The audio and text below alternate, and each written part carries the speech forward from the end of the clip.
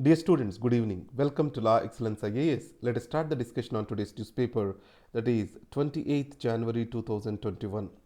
The first article for discussion is a wrong turn. This is in the context of recent violent protests by the farmers. The farmer protests in New Delhi, that is the tractor rally, took a wrongful turn and turned violent. So there is a communal color has come to this movement now. A movement that was believed to be re-energizing the democracy has turned a wrong way. In this scenario, let's analyze the reasons. One is any peaceful movement will have a fatigue. This is where comes the responsible leadership. It appears that unity of command and responsible leadership is missing in among the protesting farmers. And the second thing is certain miscreants appears to have entered in this protest and they wanted to discredit them. And farmers clearly say that government's hand is there in this. What is the way forward now? One is the farmers has to come down from their maximalist approach. So there has to be a way for negotiations, and these negotiations has to continue. And these negotiations have to be continued in such a way that a solution centric they have to be. So government on its side also has to offer more concessions. It is sad to see that such a movement which has got the hope for democracy across the country and protest across the country has seen such a turn, has took such a turn. It is the time the government and the farmers shall agree and negotiate and find a peaceful solution for this problem. Revise the text of budget speech. This article talks about the budget, how it is going wrong. We have to analyze here. Most of the budget estimates are far from real. Why they are far from real, let's understand. The revenues are overestimated, expenditure is underestimated. Off budget liabilities of the government are increasing. Today they are to the tune of 1 lakh crore rupees. This forms the 4% of our GDP. These are majorly from farm subsidies and then fertilizer subsidies. The government creates some special windows to finance them through separate banking mechanisms.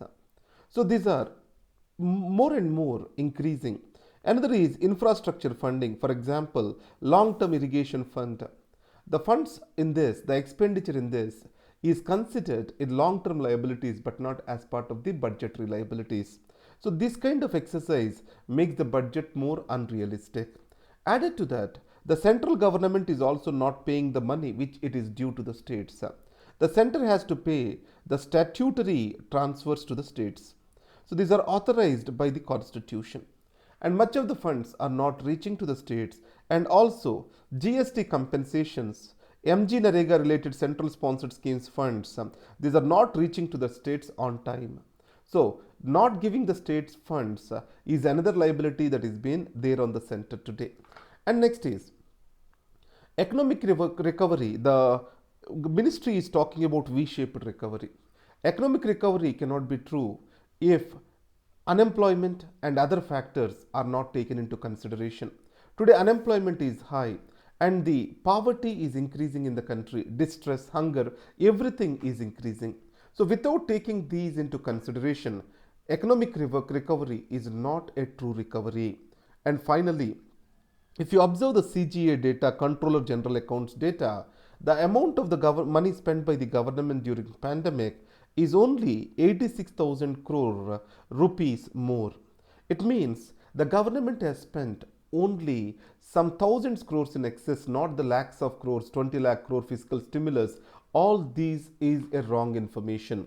So in this context, what the author says is the way forward is expansionary fiscal stance. That is, government shall start spending the money and it has to prioritize job creation and public service provision. That is the way forward to make the economy to recover and to fight the hunger, poverty and joblessness in this country.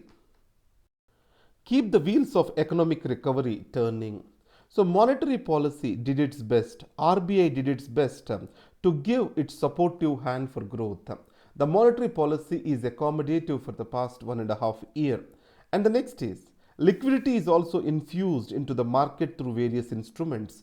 If you observe long term, targeted long term repo operations, Operation Twist, these are all taken forward by the RBI. Now, it is the time for fiscal expansion and fiscal policy to show its muscle for economic growth. In this case, India's stimulus package is said to be very low. It is hardly 1.8% of GDP. On the other hand, if you see the other developing countries, South Africa is around 5.3%, Brazil is around 8.3%. If compared to BRICS countries, India has spent lowest on economic recovery. And the fiscal position of India may not allow for greater stimulus, but it is stated that India did not do what is expected from it to do. The most important point in this article is whenever the fiscal deficit is increased and it is being financed, monetized, there can be a problem with this. What is the problem? It can lead to crowding out of capital. What is meant by this crowding out of capital?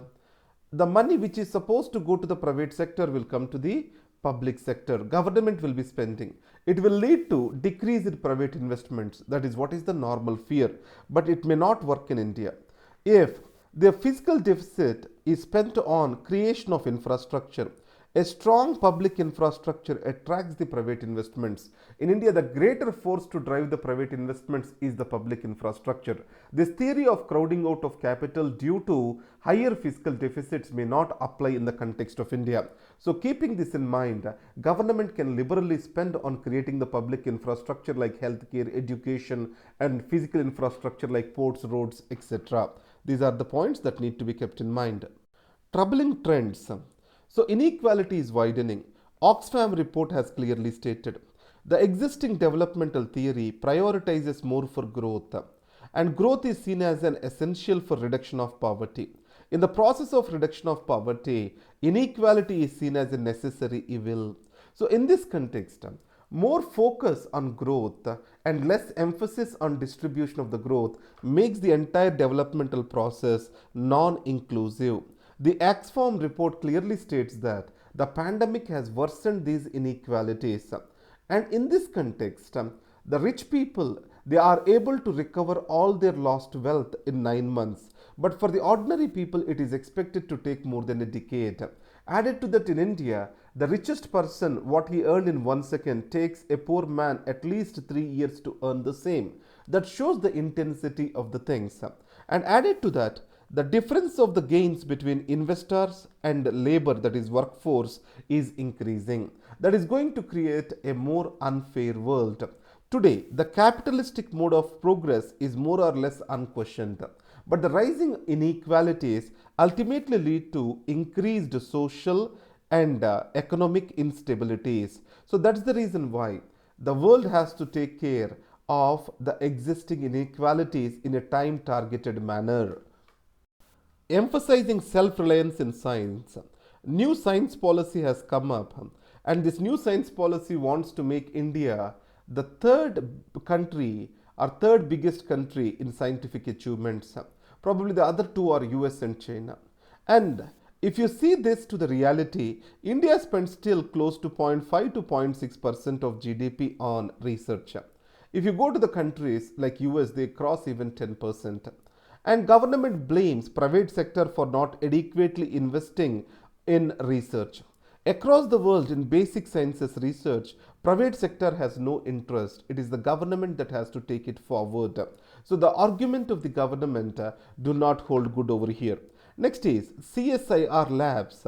These were asked to self-finance. This self-financing revenue model for the CSIR labs made them further weakened, and it is by and large unsuccessful.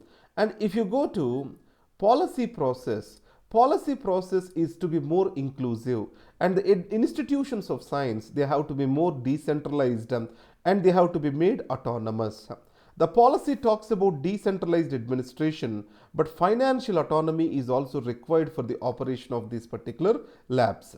And inclusiveness in research is spoken about. If inclusiveness has to come, there has to be no discrimination in the institutions. But if you observe, more of the dropouts from the premier institutions in India is increasing.